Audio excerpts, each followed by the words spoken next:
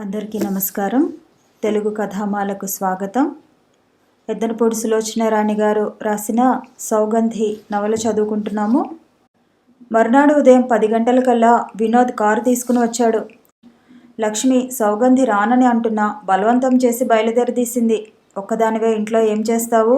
ఎక్కువసేపు ఉండను, నేను కూడా త్వరగానే వచ్చేద్దాంలేరా అంది. సౌగంధి ఇష్టం లేకపోయినా లక్ష్మి మాట కాదనలేక బయలుదేరింది. కొత్త వాళ్ళ ఇంటికి వెళ్ళటం అనేది బొత్తిగా అలవాటు లేదు. చాలా ఇబ్బందిగా అనిపిస్తుంది. వినోద్ కారులో దోవ పొడుగున లక్ష్మి భర్త కబుర్లే మాట్లాడాడు. పావుగంటలో ఇంటికి చేరుకున్నారు. ఆ ఇంటిని, ఆ వాతావరణం చూడగానే సౌగంధి ఒక్క క్షణం ముగ్ధురాలైపోయినట్టుగా, తన చిరాకు మర్చిపోయినట్టుగా అయిపోయింది. కారు ఆగగానే మైత్రేయ్ గారు కారు దగ్గరికే వచ్చి తలుపు తీసి దిగి వస్తున్న లక్ష్మిని కౌగిలించుకుంది. ఎన్నాళ్ళయిందమ్మా నిన్ను చూసి అంది. అంటుండగానే ఆమె కళ్ళల్లో అప్రయత్నంగా నీళ్లు తిరిగాయి. నిన్ను మీ ఆయన, నన్ను నా కొడుకు మోసగించి వెళ్ళిపోయారు. మనం వాళ్ళకి ఏం ద్రోహం చేశామని అంది. ప్లీజ్ మమ్మీ అన్నాడు వినోద్. ఏదో లేరా, నా చాదస్తం. లక్ష్మిని చూడగానే మన ఆనందపు రోజులు గుర్తుకు వచ్చాయి. నవ్వుతూ త్రుళ్ళుతూ 2 కుటుంబాలు ఎలా ఉండేవాళ్ళం. మమ్మీ ప్లీజ్ అంది. లక్ష్మి కూడా అనునయంగా సౌగంధిని చూపిస్తూ, ఇదిగో నా ఫ్రెండ్ సౌగంధి అంటూ పరిచయం చేసింది. సౌగంధి నమస్కారం చేసింది. ఏమిటి సౌగంధియా? ఎంత మంచి పేరమ్మా అంది ఆవిడ. నేను వినగానే అదే మాట అన్నానమ్మా. Very rare name. ఆవిడ మరో చెయ్యి సౌగంధి భుజాల చుట్టూ వేసింది. రామ్మా రా, మా ఇంట్లో డబ్బుకి కొదవలేదు, బాగానే ఉంది. కానీ పిసరంత కూడా సంతోషం లేదు. నేనెప్పుడూ అనుకుంటూ ఉంటాను, అసలు మేము పేదవాళ్ళమా డబ్బున్న వాళ్ళమా అని. ఎవరైతేనేం, చివరికి అందరూ ఆ పరమేశ్వరుని చేతిలో తోలుబొమ్మలే కదా. మన చేతుల్లో ఏముంది? ఆయన ఆడించినట్టు కదులుతూ ఉంటాం. మమ్మీ ప్లీజ్ అన్నాడు వినోద్. అతని కంఠంలో అసహనం తొంగి చూస్తోంది. అననులేరా, అన్నను అంది ఆవిడ. అందరూ లోపలికి వచ్చారు. ఆ ఇల్లు చూడగానే సౌగంధి తన చిరాకంతా మాయమైపోయినట్టు ముగ్ధురాలైంది. ఇల్లు ఎంత బాగుంది. కిటికీలకి పింక్ కలర్ లతలున్న కర్టెన్లు, చక్కటి సోఫాలు, నేల మీద తీవాసి తలతలా మెరుస్తూ ఇత్తడి కుండీలో పచ్చటి చెట్లు, అక్కడక్కడ గోడలకి మహమ్మదీయుల కాలం నాటివైన తైలవర్ణ చిత్రాలు. ఇల్లు ఎంతో శుభ్రంగా ఉండటంతో ఆ చేసిన అలంకరణ 4 రెట్లు ఎక్కువ అయినట్లు ఉంది. అందరూ కూర్చున్నారు. ఇంతలో ఒక బాబు పరుగెత్తుకు వచ్చాడు. మా అమ్మ అంటూ మైత్రేయ్ గారి ఒడిలోకి ఎక్కాడు. రాము, ఇంతసేపు ఎక్కడికి వెళ్ళావురా నాన్న? ఆవిడ ఆ పిల్లాడిని కౌగిలించుకున్న తీరు చూస్తే ఆ చిన్నారి క్షేమంలోనే ఆవిడ బ్రతికంతా ఉన్నట్లు ఉంది. జలంధర, మైత్రేయి పిలిచింది. వస్తున్నా ఆంటీ. లోపల నుంచి అత్యంత నాజూకుగా ఉన్న స్వరం వినిపించింది. 10 నిమిషాల తర్వాత పరదా తొలగించుకుని ఒక యువతి వచ్చింది. ఆమె అందానికి ఎవరూ రెప్పవేయలేనట్లు అవుతారు. కాస్త పొడగరిగా నాజూకుగా ఉంది. ఖరీదైన మెత్తటి నీలం రంగు లతలున్న కాశ్మీర్ సిల్క్ చీర కట్టుకుంది. ముత్యాలు నగలు పెట్టింది. ఆమెకి ముత్యాలు అంటే ఇష్టం కాబోలు. మెడకి, చెవులకి, చేతులకి, చివరికి వేలి ఉంగరానికి కూడా ముత్యాలు పొదిగే ఉన్నాయి. లక్ష్మి సౌగంధిని పరిచయం చేసింది. జలంధర సౌగంధిని ఒక 1/2 నిమిషం పరిశీలనగా చూసింది. ఆ చూపు ఎందుకో సౌగంధి మనసుకి గేలం వేసినట్లుగా అయింది. వాళ్ళకు షర్బత్ ఇచ్చి వెళ్ళి అత్తగారి పక్కన కూర్చుంది. రాము వెంటనే మామ ఒడిలో నుంచి తల్లి ఒడిలోకి దూకాడు. జలంధర కూడా రాముని దగ్గరకు తీసుకున్న వైనం మైత్రేయిలాగానే ఉంది. ఆ పసివాడు లేకపోతే వాళ్ళ జీవితమే లేదు అన్న భావన. ఫోన్ మోగింది. వినోద్ వెళ్ళాడు. అతను మంచి ఉచ్చారణతో బాగా అలవాటున్నట్లుగా ఇంగ్లీష్లో ధారాళంగా మాట్లాడేస్తున్నాడు. అతని గొంతులో ఒక రకమైన ఆకర్షణ ఉంది. మైత్రేయ్ గారు సౌగంధి తల్లిదండ్రుల గురించి అడిగింది. లేరని చెప్పింది. మొన్న అత్తయ్య పోయిందని చెప్పింది. షాపు గురించి వివరాలు చెప్పింది. లక్ష్మి, మైత్రేయ్ గారు మాట్లాడుకుంటుంటే సౌగంధి ఇంటిని గమనిస్తోంది. కలర్ టీవీ, పుస్తకాల బీరువా, ఫోను, అన్ని సదుపాయాలతో ఆ ఇల్లు అదొక ప్రత్యేక లోకంలా కనిపిస్తోంది. మధ్య మధ్యలో సౌగంధి జలంధరని గమనిస్తోంది. జలంధర ఎటువైపు చూడటం లేదు. తలని మురుతూ వాడినే చూస్తోంది. జలంధర్కి అత్తగారి మాటల పట్ల ఆసక్తి ఏమాత్రం ఉన్నట్లు కనిపించడం లేదు. లేకపోతే గంటసేపు అలా నోరు మెదపకుండా కూర్చోగలుగుతారా? ఆ రోజు లక్ష్మి, సౌగంధి మైత్రేయి గారి బలవంతం వల్ల అక్కడే భోజనం చేశారు. రాముకి వినోద్ దగ్గర బాగానే చనువు. మాటికి మాటికి బాబాయ్ అంటూ అతని మీదకు పడతాడు. భోజనం దగ్గర రాము వినోద్ ఒడిలో కూర్చునే అతను అన్నం తినిపిస్తుంటే తిన్నాడు. మా ఇంట్లో అందరికీ వీడంటే ప్రాణం అన్నాడు వినోద్. అంటూనే రాముని తల్లి ఒడిలోకి పంపాడు. సౌగంధికి, లక్ష్మికి అర్థమైంది. వినోద్కి రాము అంటే ఇష్టమే గాని అతనే జీవితం అన్నట్లు వారి చూపుల్లా లేవు. అది చాలా సహజం కూడా. వినోద్ తనే మళ్ళా ఇంటికి తీసుకువచ్చి దించాడు. దోవలో డ్రైవ్ చేస్తూ అన్నాడు. లక్ష్మి, ఒక్కోసారి అమ్మ అన్న మాటలే నిజం అనిపిస్తుంది. మనమంతా ఆ దేవుడి చేతిలో ఆడే బొమ్మలమేనేమో. అన్నయ్య పోవడం కాదు కానీ నా జీవితం రెట్టింపు భారం అయిపోయింది. చూసావుగా అమ్మ, జలంధర రాము ప్రాణం ఎలా తీసేస్తారో.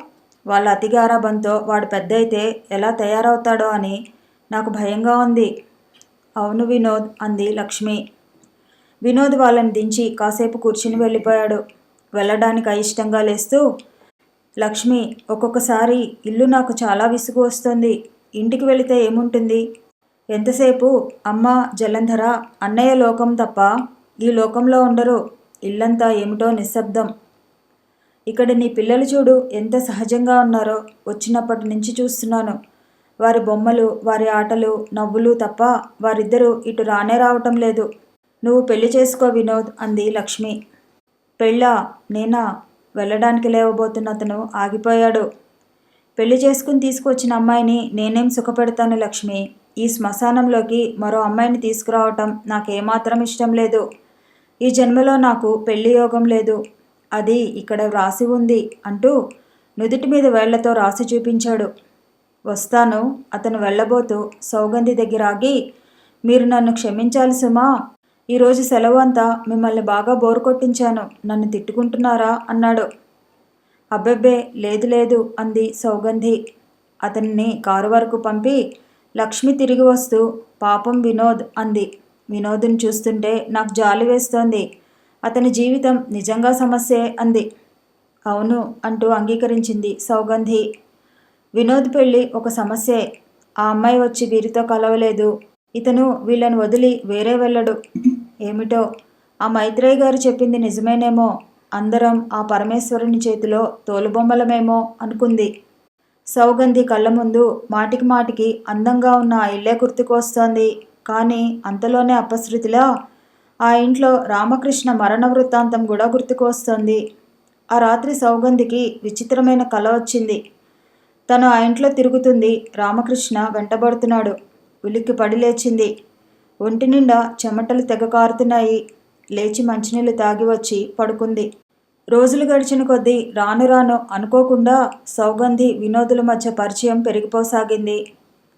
మొదట్లో అతను లక్ష్మికి భర్త మరణం తర్వాత ప్రభుత్వం దగ్గర నుంచి రావాల్సిన డబ్బు కోసం తిరగటంలో మాటికి మాటికి రావాల్సిన అవసరం వచ్చేది. లక్ష్మి ఇంట్లో లేకపోతే సౌగంధికి ఆ కాగితాలిచ్చి విషయం చెప్పి వెళ్ళేవాడు. తర్వాత పిల్లల్ని స్కూల్లో చేర్చడం విషయంలో కూడా సాయం చేసేవాడు. అతనిది బాగా ఎదుటివారి కోసం శ్రమపడే మనస్తత్వంగా అర్థమైంది.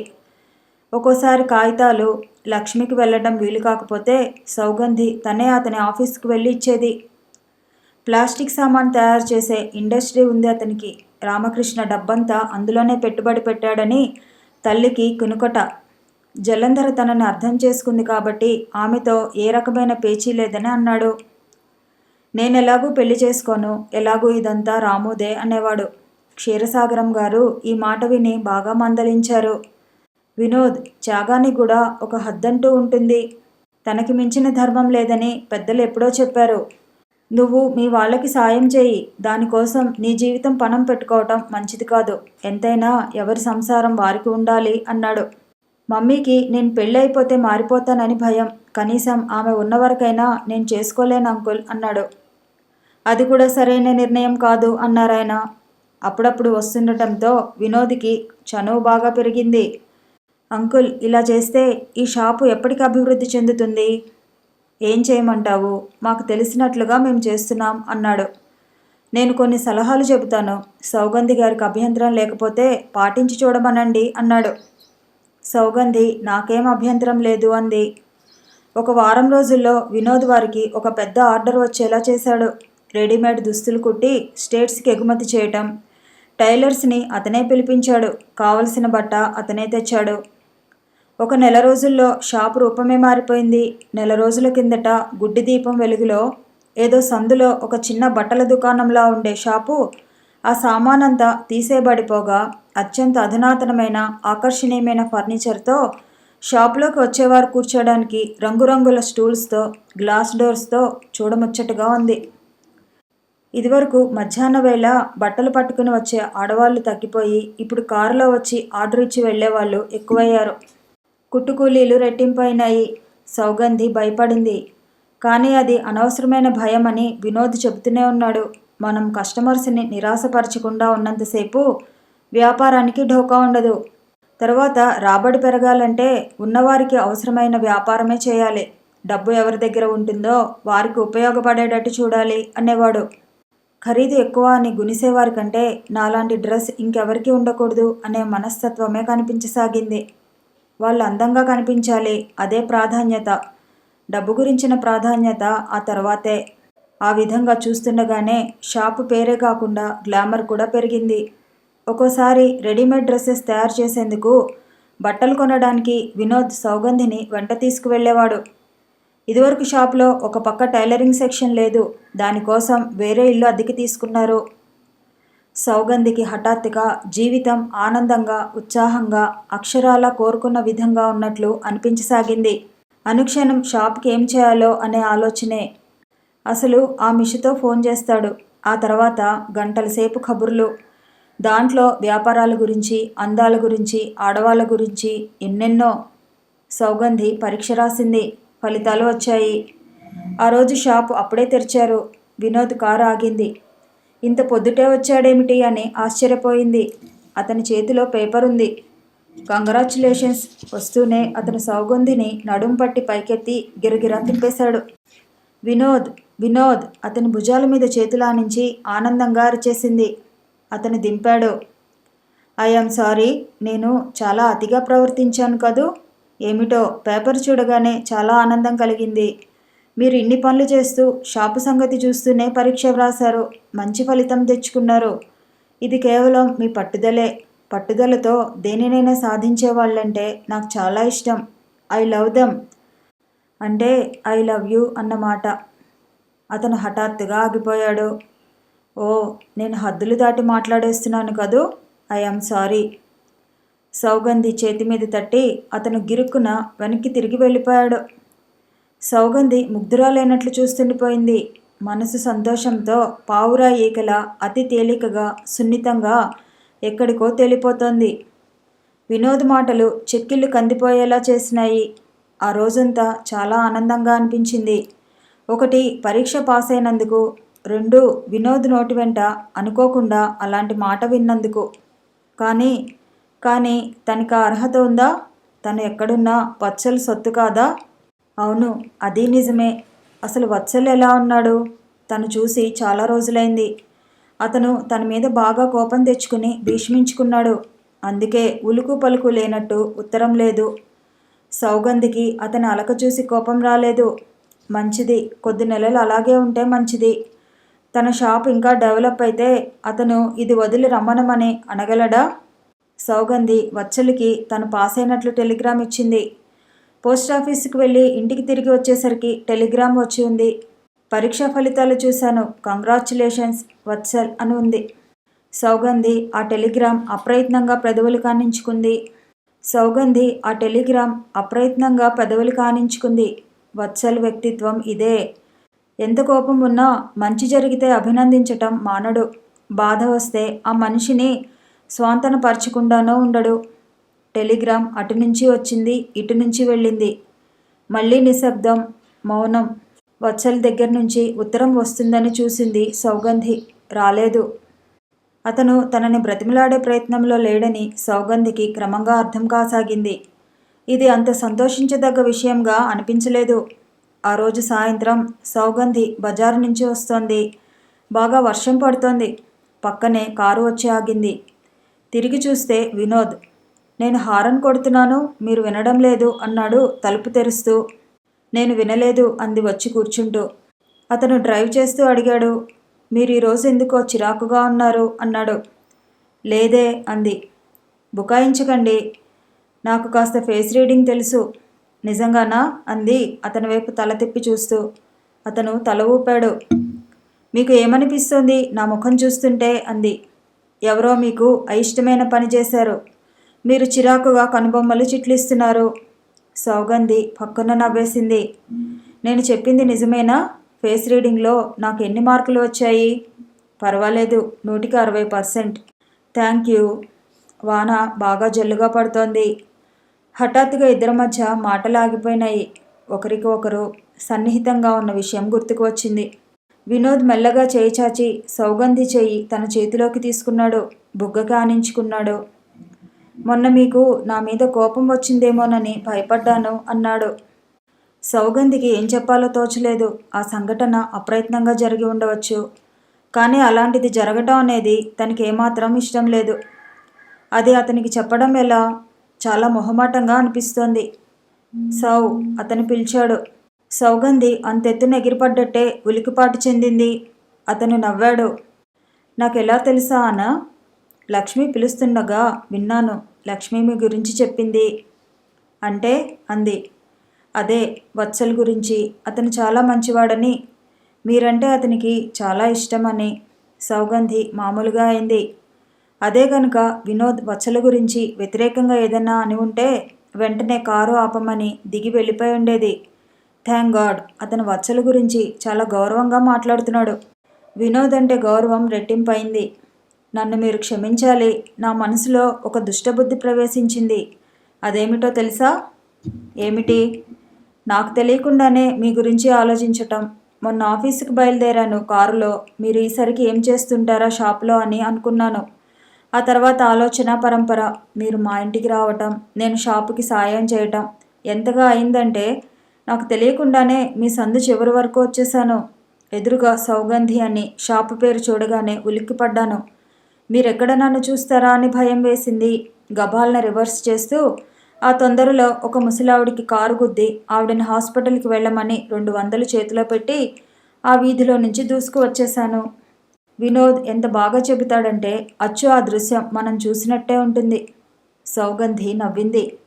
అంతేనా నా గురించిన ఆలోచన? అంతేనా నా గురించిన ఆలోచన 200 ఖరీదన్నమాట. అతను నవ్వాడు తల తిప్పుతూ. కాదు సౌ, నీ గురించిన ఆలోచన అక్షర లక్షలు. ఊహు కాదు, దానికి విలువ లేదు.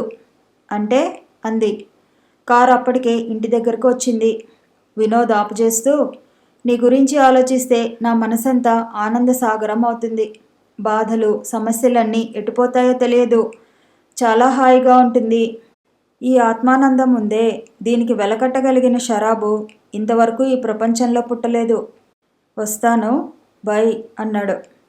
సౌగంధికి ఏం చెప్పాలో తోచలేదు. కారులో నుంచి దిగుతుంటే అతను హఠాత్తుగా చేపట్టి తన దగ్గరికి లాక్కున్నాడు. సౌ, నా మీద కోపం లేదు కదూ అన్నాడు. ఊహు, తల తిప్పింది. మనసేమిటో కంగారుగా ఉంది. అలా కాదు, నీ పెదవులతో చెప్పు నాకు అంటూ అతనే సౌగంధిని దగ్గరకు లాక్కున్నాడు. 15 గంట తర్వాత సౌగంధి మంచం మీద వెనక్కి ఆనుకుని కూర్చుని ఉంది.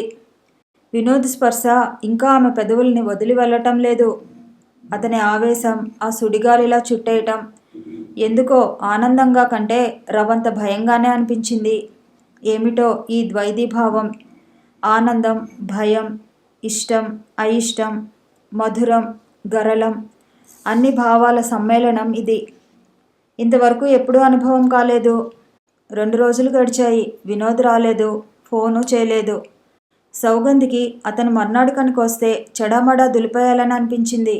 అతను వరుసగా 2 రోజులు గడిచినా కనిపించకపోయేసరికి ఆగ్రహం తొలగిపోయి దాని స్థానంలో ఆదుర్ద చోటు చేసుకోసాగింది.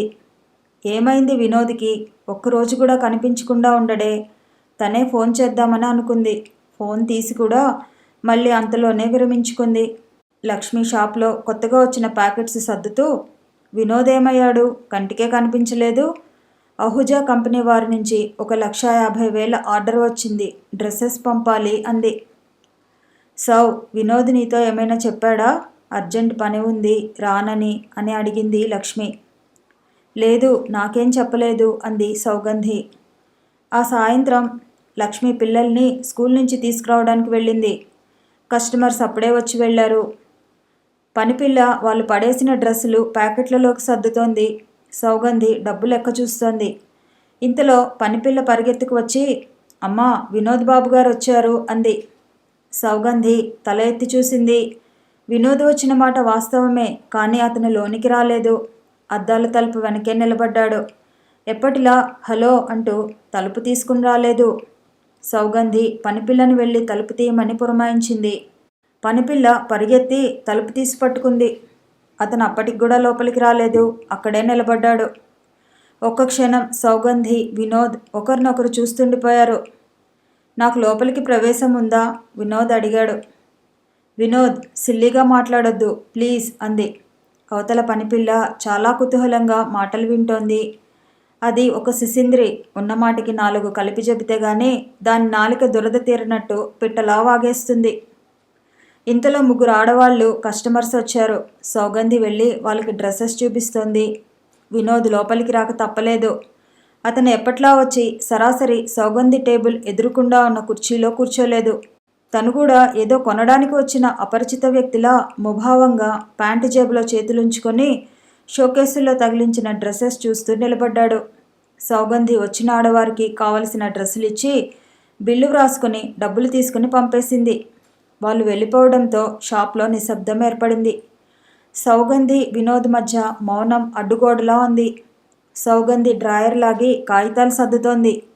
అతను షోకేస్ దగ్గర చూసిన డ్రెస్సులనే చూస్తున్నట్టు నిలబడ్డాడు. ఎప్పుడూ గలగలా మాట్లాడే ఈ ఇద్దరు ఇలా ముభావంగా ఉండటంతో పనిపిల్ల కుతూహలంగా ఇద్దరిని మార్చి మార్చి చూస్తోంది. ఇది గమనించిన సౌగంధి తనే కల్పించుకుని అనేసింది. వినోద్, అంత క్రితమే లక్ష్మి నీ గురించి జ్ఞాపకం చేసుకుంది. అహుజా కంపెనీ నుంచి నువ్వు ప్రయత్నం చేసి తెచ్చిన ఆర్డర్ వచ్చింది. ఏదో ఒకటి మాట్లాడాలి. మనసులో ఉన్న చిరాకులు, కోపతాపాలు తర్వాత. ఈ మాట వినగానే అతను తిరిగి చూశాడు. అతని ముఖం చాలా ప్రసన్నంగా అయింది. టేబుల్ దగ్గరకు వచ్చి అహుజా కంపెనీకి ఫోన్ చేశాడు. 1 వారంలో మొత్తం సప్లై చేయగలం అని హామీ ఇచ్చాడు. ఫోన్ పెట్టేస్తూ, ఇది సప్లై చేయగానే ఇంకో పెద్ద ఆర్డర్ ఇస్తారుట అన్నాడు. సౌగంధి ఎలాంటి వ్యాఖ్యానము చేయలేదు. పనిపిల్ల ప్యాకెట్లు అద్దాల బీరువాల్లో సర్దుతోంది. వినోద్ టేబుల్ను ఆనుకొని నిలబడ్డాడు. ఎటో చూస్తూ, సౌగంధి, నేను మీతో మాట్లాడాలి. 10 నిమిషాలు మాట్లాడాలి ప్లీజ్ అన్నాడు. సౌగంధి విననట్టు ఊరుకుంది. నేను నీకు చాలా చెప్పాలి. మొన్న ఆ రోజున నేను నీకు కోపం తెప్పించానా, అవమానం చేశానా అనే బాధతో నాకు కంటి మీదకి నిద్రే రావటం లేదు. అతని కంఠం మెత్తగా పలికే ఆ మాటల తీరు ఆమె గుండెల్లో కాఠిన్యాన్ని ఇట్టే కరిగించేస్తోంది. అసలు అతను లేకపోతే ఈ షాపు ఇంత వృద్ధి అయ్యేదా? తను ఇంత స్వతంత్రంగా, ఇంత హాయిగా ఉండేదా? తను అన్ని నెలల నుంచి వత్సల దగ్గర నుంచి 1 పైసా కూడా తీసుకోవటం లేదు. జీవితంలో ఊహ తెలిసిన తర్వాత వత్సలు సంపాదించిన డబ్బుతో కాకుండా తనంతటా తన సంపాదనతో జీవించగలుగుతుంది. ఈ ఊహ, ఈ స్వతంత్రం, స్వేచ్ఛ నిండిన ఈ వ్యక్తిత్వం తనకెంతో హాయిగా అనిపిస్తోంది. వినోద్ మీద తనకి కోపంగా ఉన్నమాట నిజమే. అలాంటి సంఘటనలు ఇక ముందు జరగకూడదని తను హెచ్చరిక చేస్తే సరే. తన ఇష్టం లేని పని జరగకుండా చూసే నేర్పు, చాకచక్యం ప్రతి ఆడపిల్లకి తెలిసి ఉండాలి. అసలైన తెలివితేటలంటే అవే. ఇంతలో లక్ష్మి రానే వచ్చింది. వినోద్ని చూడగానే సంతోషంగా వినోద్ అంటూ వచ్చింది. 2 రోజుల నుంచి మా కంటికి కనిపించకుండా ఎక్కడికి మాయమయ్యావు అంది ఆనందంతో. రోజూ కనిపించి మిమ్మల్ని విసిగిస్తున్నానేమోనని భయం వేసి దూరంగా ఉన్నాను అన్నాడతను చిరునవ్వుతో. అతను లక్ష్మితో అంటున్నా కళ్ళు మాత్రం తలదించి కాగితాలు చూస్తున్న సౌగంధి మీదనే రెప్పపాటుగా నిలిచాయి. ఇదెక్కడి కొత్త పురాణం బాబు, నీ మీద మాకు విసుగా? మేమంటే నీకు విసుగు వచ్చిందేమో అని మేము అనవచ్చుగా. సౌగంధి నేను నువ్వు కనిపించడం లేదేమిటి అనుకున్నాం. అవునా సౌ అడిగింది లక్ష్మి. నేను అనలేదు, నువ్వు అన్నావు నాతో అంది సౌగంధి లేస్తూ. పోన్లే, నేనే అన్నాను సరేనా అంది. సౌగంధి లేచి డ్రాయర్ మూస్తుంటే ఫోన్ వచ్చింది. లక్ష్మి ఫోన్ తీసింది. హలో, ఎవరు? జలంధరా? వినోద్ ఇక్కడే ఉన్నాడు అంటూ ఫోన్ ఇచ్చింది. వినోద్ ఫోన్ తీసుకున్నాడు. అతని ముఖంలో ఒక్క నిమిషంలో నల్లటి మబ్బుతునక లాంటి భావం వేగంగా మెరిసి మాయమైంది. హలో, సరే తెస్తాను అన్నాడు. ఫోన్ పెట్టేస్తూ, పుత్రరత్నానికి క్రికెట్ బ్యాట్ కావాలట, అడగటం ఆలస్యం, అలా ప్రత్యక్షం అవ్వాలి. మా ఇంట్లో నేను వాడికి అల్లావుద్దీన్, నా చేతిలో అద్భుత దీపం ఉన్నట్టే వస్తువులు రావాలంటారు మా అమ్మ జలంధర.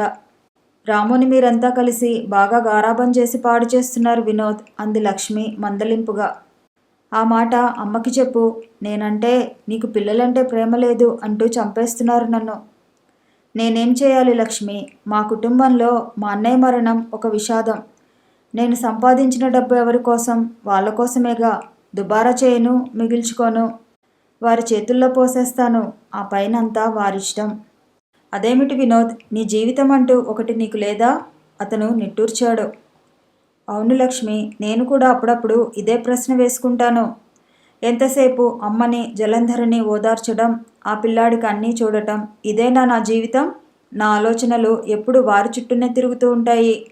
చూశారుగా, నేను ఇంట్లో బయలుదేరి అరగంట కూడా కాలేదు, అప్పుడే నా కోసం ఫోన్లలో వేట. ఇప్పటికీ నా ఫ్రెండ్స్ అందరి ఇళ్ళకి చేసి ఆఖరిగా ఇక్కడ ఉంటానేమోనని ఇక్కడికి చేసి ఉంటారు. ఒక్కోసారి చాలా చిరాగ్గా ఉంటుంది. ఏమిటో వారితో అనుబంధం నేను తప్పించుకోలేను, ఉంచుకోలేను.